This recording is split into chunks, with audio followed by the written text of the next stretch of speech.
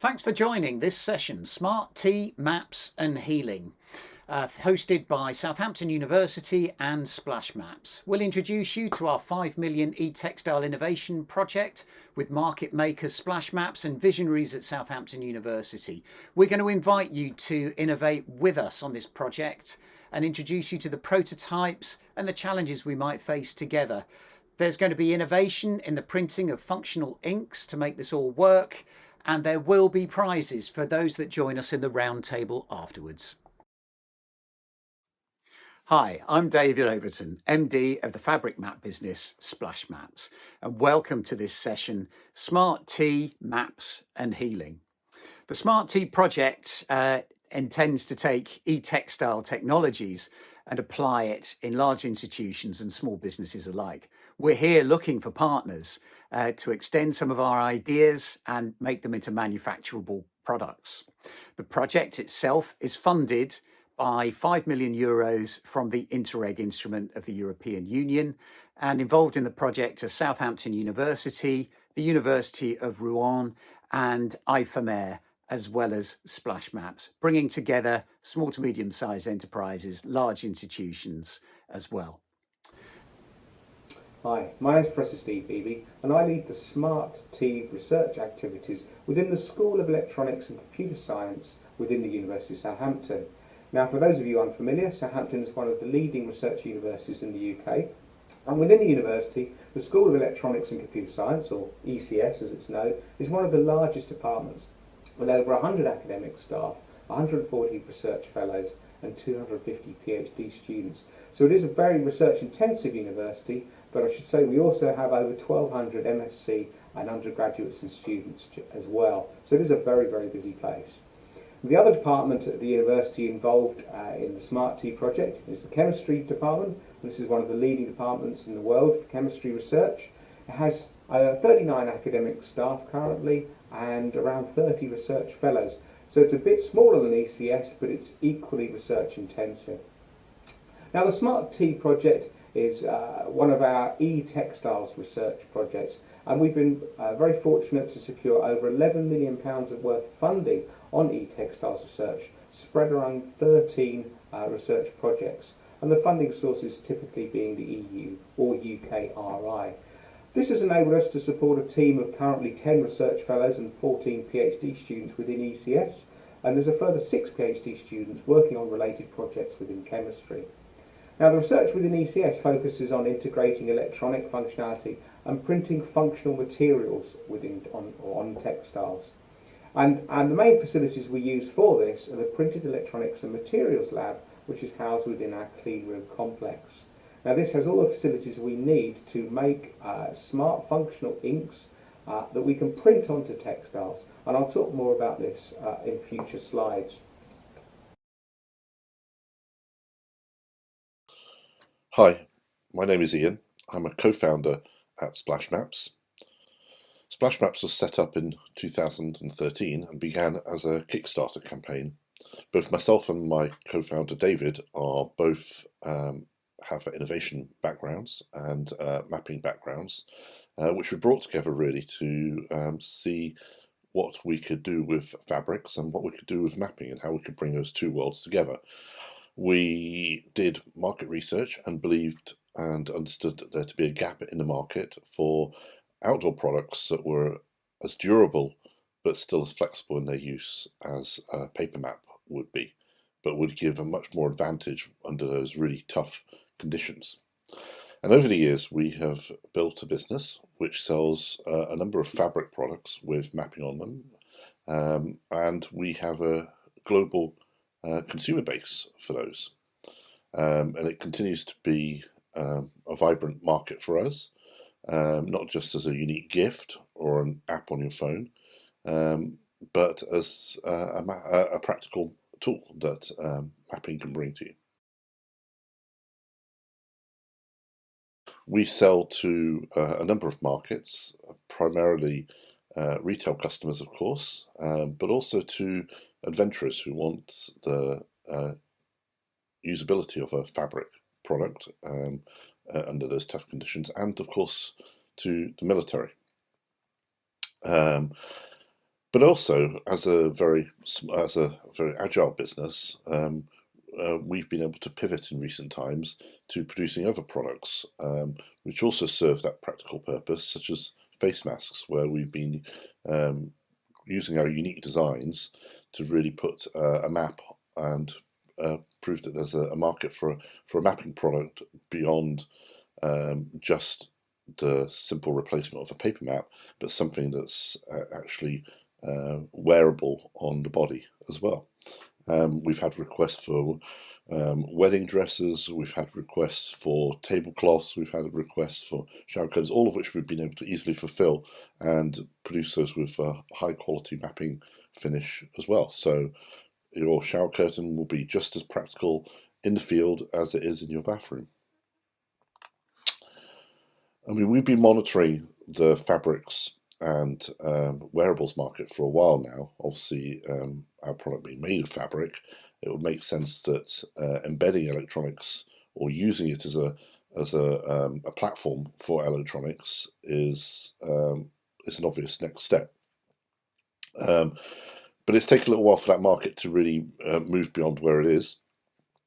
We believe now is a good time, both for the textile technology that is out there, as well as for the market that's willing to accept wearable products, for us to design a product that will suit that market.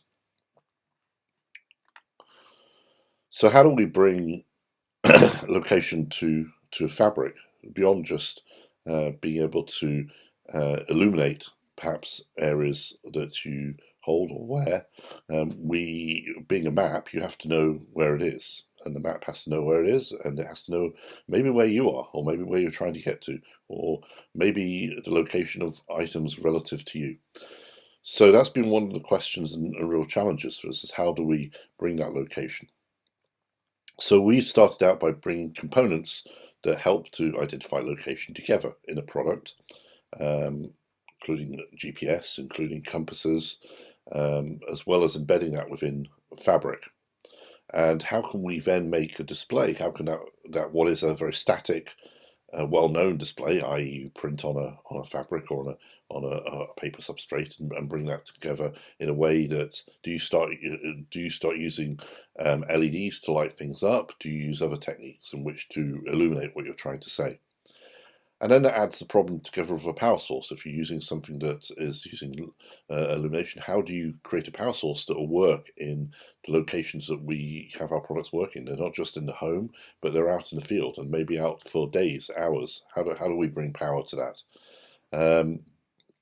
And of course, finally, like I mentioned at the start, is how do we know, how does our fabric product know where it is in the world? How do we bring those pieces together? So those are the challenges that we've sort of had to bring to our product and have had to work through, in terms of just really designing how location of fabric come together. Now, the research vision we have within ECS for e-Textiles research in general is to integrate the electronic functionality in textiles or garments, and do this in an invisible manner so that the technology is undetectable to the wearer. And also, these systems have to be reliable and robust and withstand the rigours of use. And they have to be implemented in a low cost and sustainable manner, such that the technology has the potential to become ubiquitous in the future, and we really can buy these e-textile garments off the rack. Now, the SmartT project is working on light emitting films, and these will require bespoke driving electronics, and this will be coupled with sensing electronics as well. So it really is a good example of how we bring different electronic components together within an e-textile solution. So this involves a combination of technology: printed smart films that illuminate or emit the light, and here we're working with the chemistry team who are designing and synthesizing bespoke molecules that emit light at the correct wavelength. We'll also be integrating the flexible filament circuits, the sorts of examples you can see on the bottom right of the slide. And these flexible filament circuits have been designed using a patented approach that makes them very reliable, very robust, and the form factor enables them to be woven very simply into textiles, or even integrated into a textile yarn. And so to the innovation pathway, or how do we get these e-textile concepts into the SMEs and the manufacturers who will make them and market them, and the institutions who will, in the end, be using them? For this, we're fortunate to have an SME on board with a ready-made market with a relatively new to market concept in the form of fabric maps. So we have created a map based upon requirements gathering with the relevant institutions, which is going into the World War II memorial market. In this instance, we built a prototype, we tested it on the users, and then we've refined it several times in order to end up with a product. Similarly, we've started work on the eSplashMap, so a splash map that knows where it is and displays your location with LEDs. We're making ways with finding partners to get that put onto the market, again, by iterating prototypes as we go. Probably more head-scratching is the hospital one, where there's an awful lot of rigor involved in ethical trials, etc. But the build, test and refine approach works well there as well, as iterative approaches. Once the initial innovation is out there in the test, iterations can be made relatively simply. So we're navigating our way around that.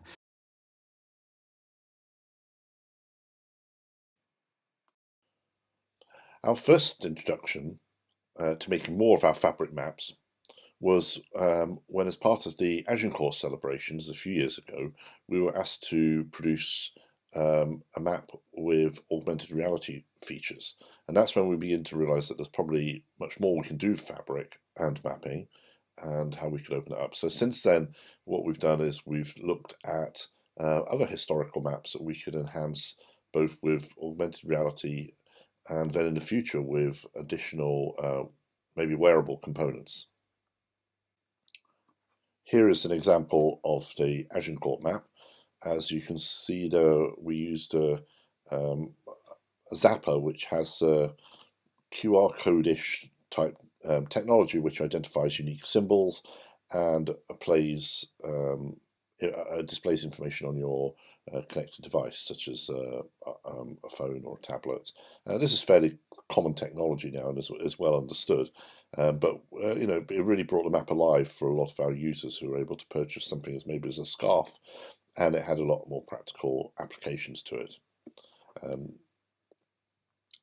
Similarly, with World War II, we want to take this historical map and augment it as well. Again, the idea is to make this fabric much more interactive, but we'll start out by looking at augmented reality, which again has been supported by our market research. With the University of Southampton, we put together a demonstrator which is really our first prototype by embedding electronics within the fabric itself, including a GPS unit, a compass, and a wireless power supply to enable it all to work, and a number of LEDs along the lower and right hand side. As you can see, it takes a fix, so the map is locationally aware. It knows the extents of the map, so that the GPS unit can place you within that map using and indicate that using the LEDs. Once taken outside, that location fix is quite easily achieved as per any normal GPS device. Then it will illuminate using the lower and right hand side grid lines to the nearest 1 kilometre grid square. Now that's not that usable for many people, so you want to be more refined as to where you are actually located. So rather than at the moment putting a number of LEDs on the map, we use a grid on the label to indicate where you are within 250 meters. So there's a 3x3 grid on the label that will tell you within that grid square where you are. In the video here, it's confirmed using a phone and mapping on the phone to show that just really that you are where we say you are. Of course, if you are not on the area of the mapping that's printed on the fabric, this is also indicated on the product as well. and you can see that it starts to flash to tell you that you are no longer on the map.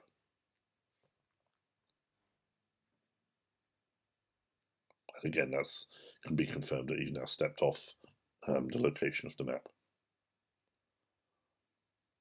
So the product itself is aware of where you are in the world. It's tailored to the map itself, and we have a number of challenges that we now produce from this prototype. How do we take this to market? How do we mass produce something like this? Is this a format that customers will want to use? There are many elements to this, but we're really proven that fabrics, wearables, and GPS and location technology can be brought together.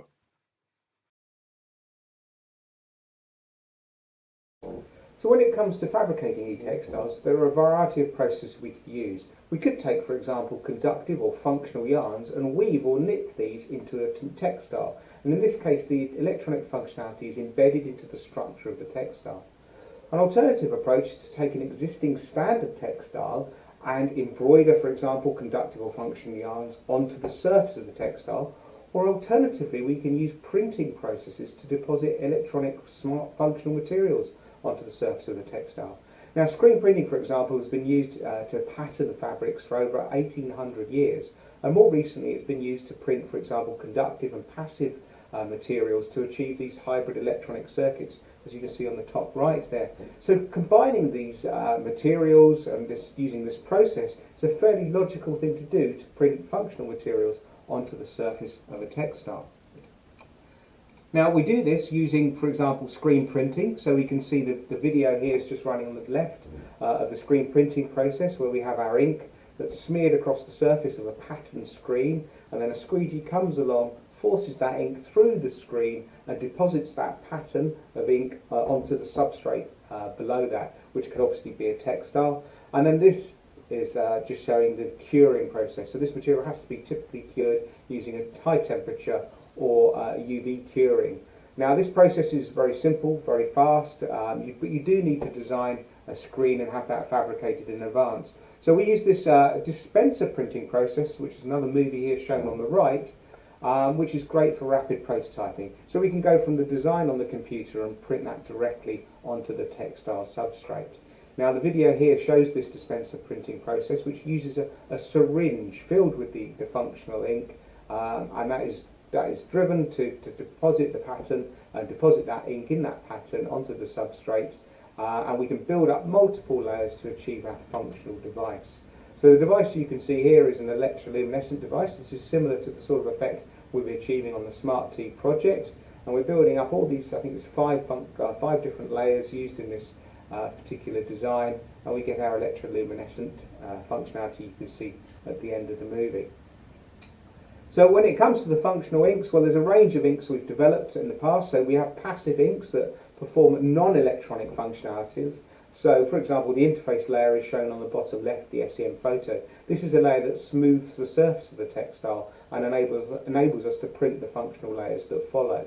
So basic functional layers include conductive and dielectric materials, and advanced functional materials include smart materials such as piezoresistive or piezoelectric materials for sensing and actuating, or the electroluminescent materials that you saw on the previous slide or here on the bottom right. So that's our SmartT project, pushing forward innovations on e-textiles. I hope you've really enjoyed it. Our future events include those that are run by the Outdoors Industry Association. Do follow the link and sign up to our newsletter to find out the details of all of that. We hope very much that people who are listening to this will be able to join us and help bring these marvellous ideas to manufacture and marketing. Okay, bye-bye.